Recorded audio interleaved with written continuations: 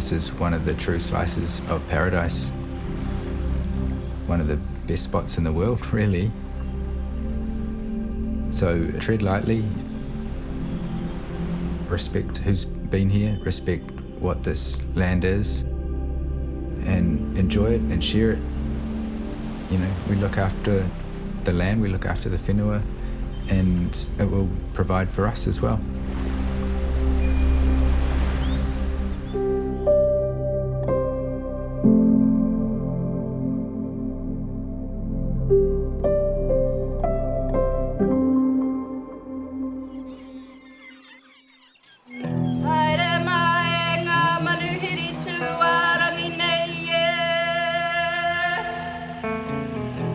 Aotea, or Great Barrier Island.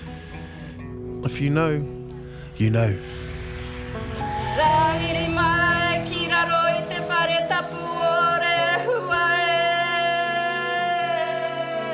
I always dream about this place. It's one of those places where, even though we've got all this crazy stuff going on in the world right now, you can come here and time kind of just stops, stands still, and you can take stock of where you're at.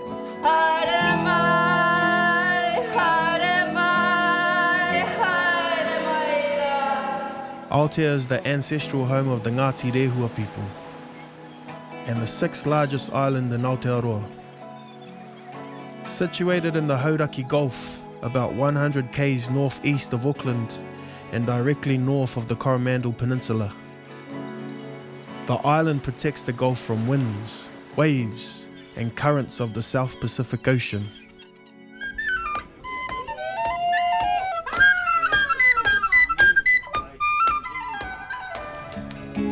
In the early days of European settlement, small fortunes were pulled from the ground with copper, gold, and silver mining, and the ancient Kauri forest decimated by unrestricted logging. But these days, the 900 or so residents of Aotea are much more protective of the motu, the moana surrounding it, and the unique lifestyle it has given them.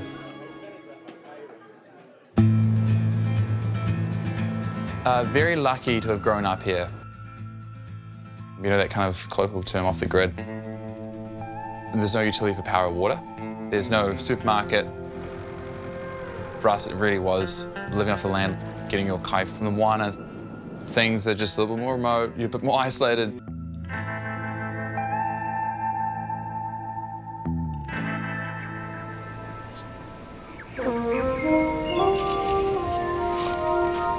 There's manuki and kanuki here.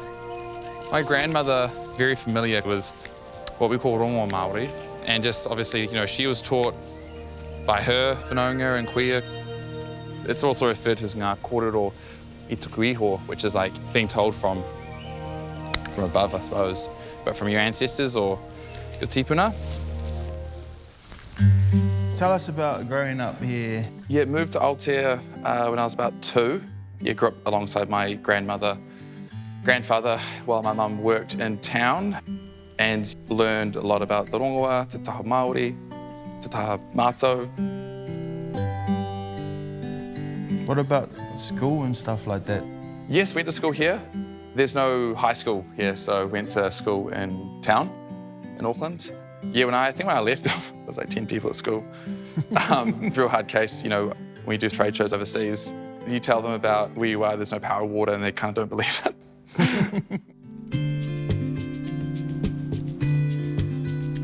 We had a wood stove. In fact, we still do have a wood stove. In the winter, when you're sick, there's always things bubbling away. We just have servings of the kumaraho tonic and have honey. When did you feel like, oh man, I'm gonna start doing rongoa as an actual job or start getting real deep into it? It happened spontaneously. I was doing law. It was my final years of law. And I decided to sell kumaraho infusions and kawako infusions at the farmers markets. People were like, oh, kumaraho, is that the kumara?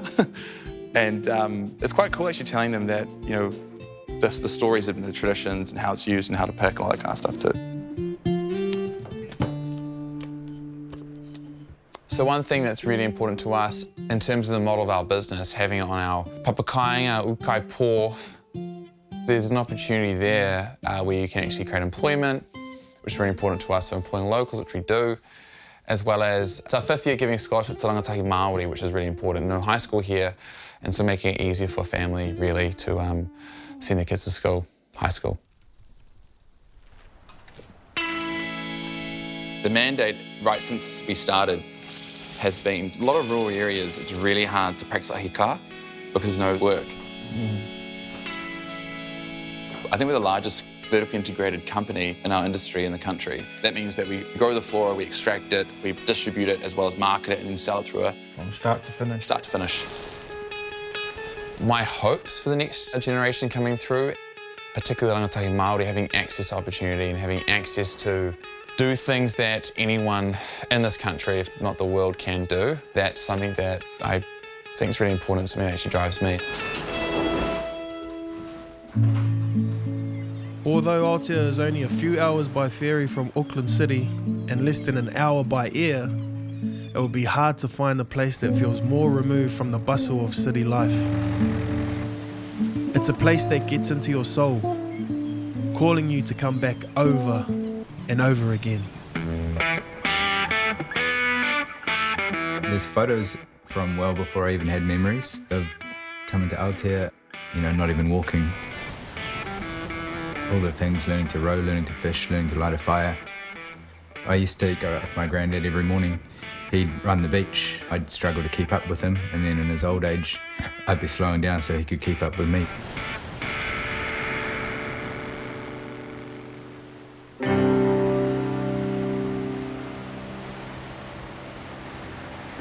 Something about just parking up here. No one hardly ever has a shower down here because you're in the water 2-3 times a day, so it's just a different pace. You know, some of the pressures just aren't here. So I found it quite conducive for creating. You know, that's what got me into photography here as well. It's just like there's an endless supply of inspiration.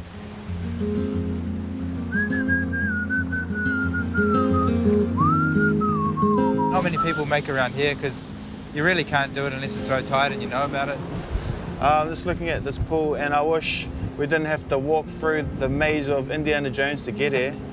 But I could see myself here on a beautiful sunny day, doing some mad manus in there. This part of the island, to me, it shows, you know, that it is an island. These are the forces that made the island. Yeah, it's just volatile, Yeah. rough, dangerous, but beautiful all at the same time. Yeah. I mean, it's the energy of the ocean. It's nothing until South America out that way. Tells Nothing you about else it. between us and South America. Do you come over these rocks by yourself much? Yeah, I'll come out. And what Yeah. would you do over here? You just hang Yeah. Yep. Yep. in the peace? Yep. Bring a can of double brown. I've got 2 kids myself. I really hope this place can stay as it has been and that people understand the importance of keeping places like this, because it's hard to get it back once it's gone.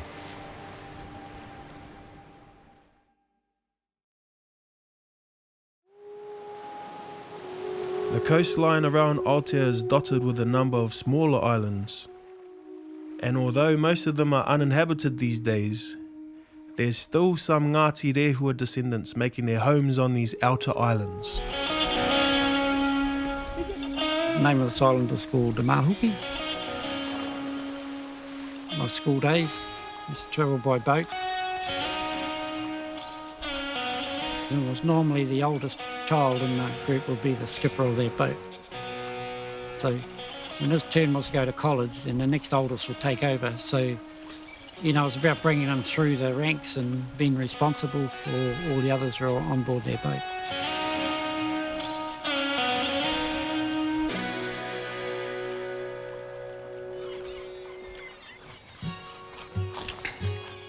Kia ora, Uncle Opo. Kia ora.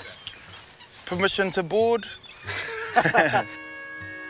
Is there many other little islands around you, or it's just Oh, your... yes, I'll leave them. I've never met anyone who had his own island, mate. So we're doing the show about the outer islands. You're like the outer islands.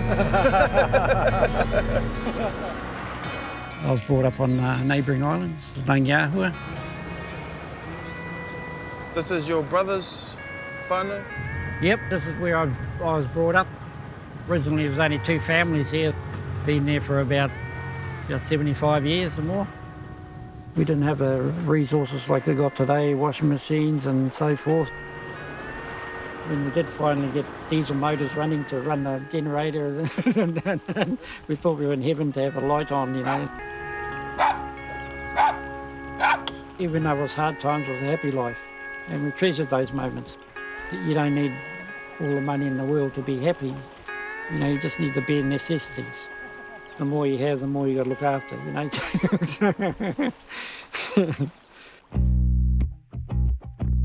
Kia ora. Hi, Troy. What a beautiful spot you've got here. How many generations do we go back to your whānau being connected to this place? We're looking way back to 15th, 16th century. Yeah. We're the only house here. Not long after we got married, we decided to build on this motu and kind of been here ever since, and that was over 40 years, you know, so we have been away for a little while because of the children's education and so forth, but we're back again and wouldn't have it any other way, you know. We moved here in 1982, so there was nothing on the island. So while Opo was getting stuff ready for our house, we lived in a tent for about 3 months, right in the middle of winter. So I kind of had to sort of go cooking outside again, washing clothes by hand and all that sort of stuff. It was pretty tough with children, but I mean, you got used to it because it was something that you learned you had to do.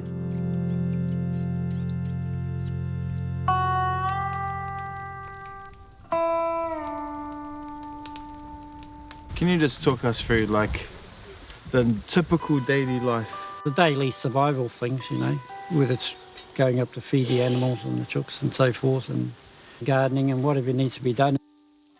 How often you got to go back to get supplies? We make sure we have a food supply to last us 2 or 3 months at least. Oh, really? Yeah, you know, it's all about ensuring that we're safe for that period of time.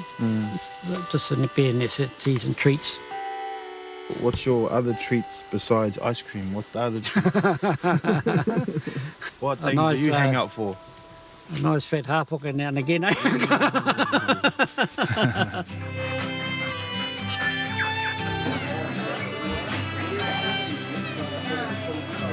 The thing is, living here is not easy.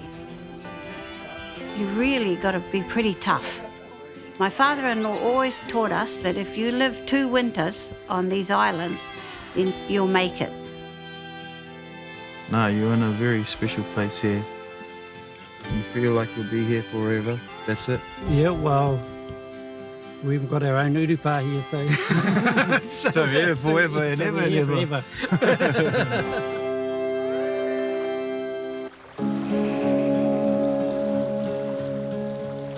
If there's a catch-22 about peaceful island living, it's that lack of industry makes it hard for people to stay. But there's a number of businesses here on Aotea who are working within the environment to create new opportunities. What do you think makes this different from anything else? We're one of the only off-grid commercial breweries in the world. Wow. So the only other one we can find is in Vancouver Island. We've been in touch and said, hey, shit, this brewing with solar is pretty hard. But that's something to be really proud of, I think. You know, that the sunshine is what makes our beer. Obviously, being an island, it's not town supply water. Yeah. So we get to wait for the rains. Yeah. So actually, it's going back to the way that brewing used to be, which was your local water defined what kind of beer you made. We say moving forward by going old school, really trying to get back to Nature. like the artisan. And yeah. Yeah. So when you're doing beer tasting, do you have an order that you go in? Yeah, normally ease people's taste buds into it. And so we start out normally with a lighter beer. Our first one is this Quartz Pilsner, and it's a good lawn mowing beer. So if you've been working hard, then it's one that goes down easy. beautiful. Yeah, one of our newer ones that's come on is this eagle eggs. My nutrients. That's good. Oh, that's a yummy one. That's the one. Can taste hints of a lunar eclipse in there. It's Oh. beautiful. Yeah, that was the day it was built.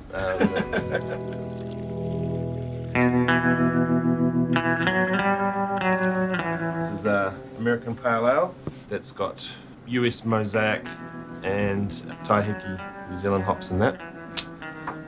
So Yeah, man, I'm not the beer connoisseur. Like, I feel like they will just taste the same, but they taste very good.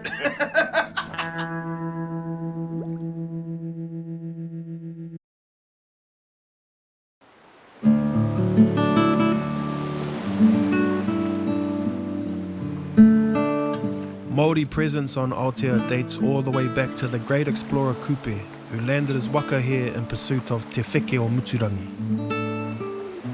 There's history here, you can feel it. Looking at those mountains, looking at these islands, looking at the sea. It's been the home of the Ngāti Rehua people for hundreds of years. But even the remoteness of these shores wasn't enough to save them from the long arm of colonisation. I would have to say the loss of whenua. That had the most devastating impact for our people. On the barrier, there's over 70,000 acres.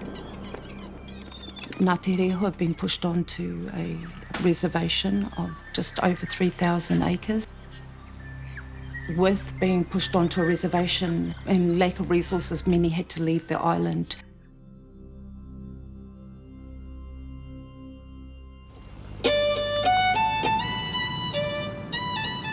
We didn't convert en masse until December 4th, 1889. So we were really late considering how fast Christianity spread throughout the mainland.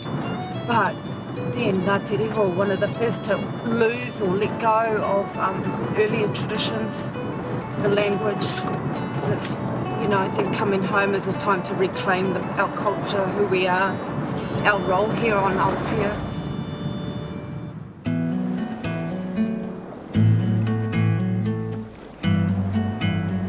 So right now we're out on Uruwharo. This is where the waka came in when they arrived here from Hawaii. So it's a special place for Ngāti Rehua. I came home for the first time 25 years ago. I think it was first a journey of discovery. Standing on your tupuna whenua, you understand the hara that they went through to make sure that we could be ahika here. And I think understanding that and feeling it here and being on the whenua ignited my fight for our people and for the moana.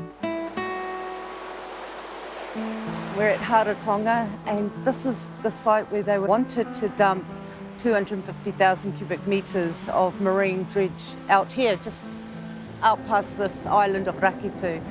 A huge amount of sediment was coming into our moana.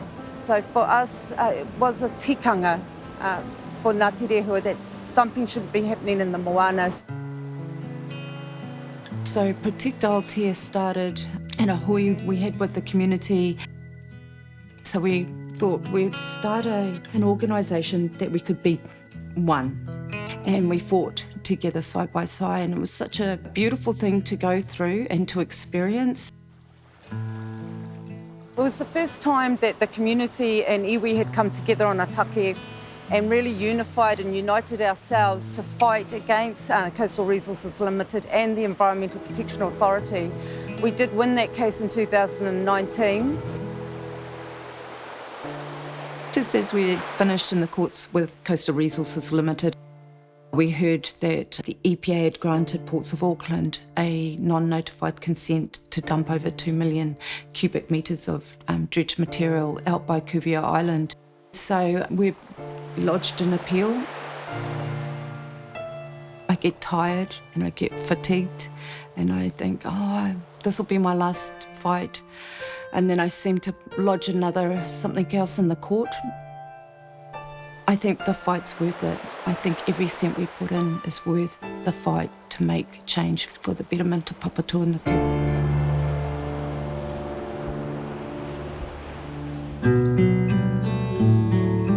Without buildings or street lights or any other light pollution, nighttime in Aotea provides a show like no other. Aotea became a dark sky sanctuary 4 or 5 years ago, and that means the night sky has an exceptional quality to it. It doesn't get darker than here.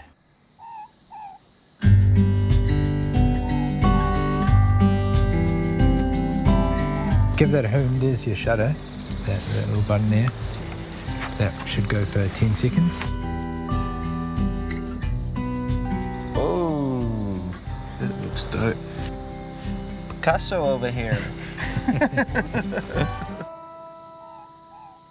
What's like the most ideal situation, like weather-wise and sky-wise, to get the best, like for you? No moon, stars up for all of the night. The winter's awesome because it's dark at 5:30. You're out there at 6:30. It's full on. So you can see that. Oh, that's like those portraits they try and sell at cafes.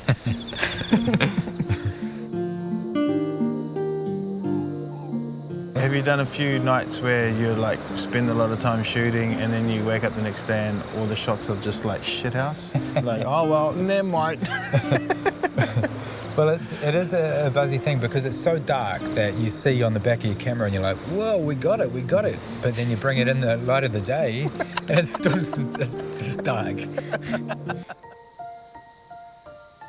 Like these photos already like feel finished to me, but do you do much stuff in post? Yeah, you can. You can do a lot. All these photos are shot in raw format, which means you can kind of play with the colour a lot afterwards. Mm-hmm. It's not only the images themselves, but the experience of being out at night, just drinking up the cosmos, really. I wish more people could experience that. The darkness of the sky, you can see everything, and it's a special time to be out. Choice. Okay, 10 seconds. Yeah, check this, Troy. This is the one.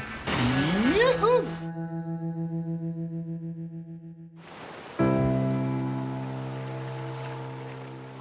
I'm coming to the end of my time here on Aotea, and I feel like I'm saying goodbye to an old friend. I feel like these are my people. Just simple living, simple pleasures, and very chill. I think the whānau want to do our waiata before you go. And I think it's that simplicity of life that draws people back here. Went on an adventure, lived in Canada, had a family, and got caught up in that adventure, got working insane hours, both my husband and I, with these small, beautiful babies that were not going to be with us forever. And I got cancer. And not like you need much more of an excuse than, hey, I need to spend more time with family. So that kicked off for sure the journey to come back home to Aotea. For me, it wasn't coming back. It was the first time I'd actually ever been here. My mum used to always say to me, don't forget your whānau over on the island, on Great Barrier Island. The lifestyle change for the kids has been awesome, and they really adjusted pretty much straight away, you know. I feel like I'm home now. You know, with Māori and your tūranga waiwai, even if you haven't been there, you still have that connection. It's like your blood is calling you back there.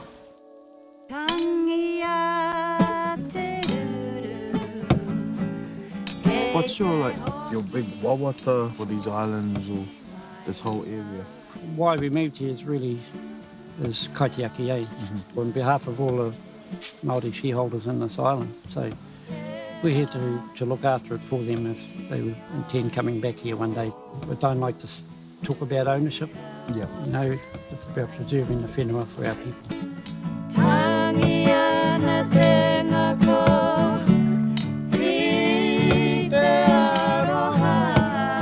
And there's something comforting about knowing that there are people here, ahi ka, keeping this way of life alive for the benefit of us all. It's been quite rejuvenating, actually. Just very lucky just to get away from the rat race, and a good place to come and recharge and get creative and make stuff. I still got albums to write, so could be writing one over here.